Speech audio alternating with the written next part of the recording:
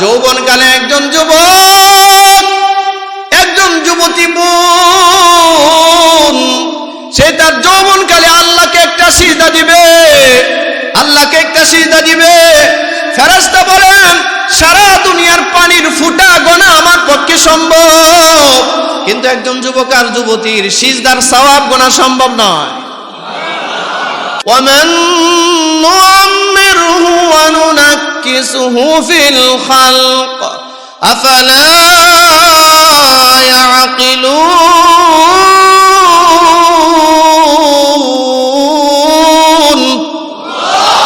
আল্লাহ পাক রব্বুল আলামিন বলেন, বান্দা, ওয়ামান নুআম্মিরহু নুনাক্কিসুহু ফিল খালক, তুমি কি দেখো না তোমার মধ্যে আমি কত পরিবর্তন আনলাম?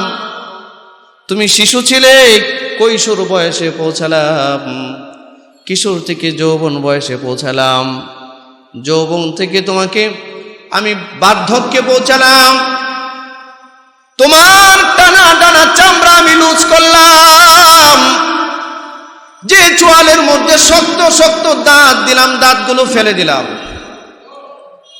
কালো চুলগুলো ধারাবাহিকভাবে সাদা করে দিলাম,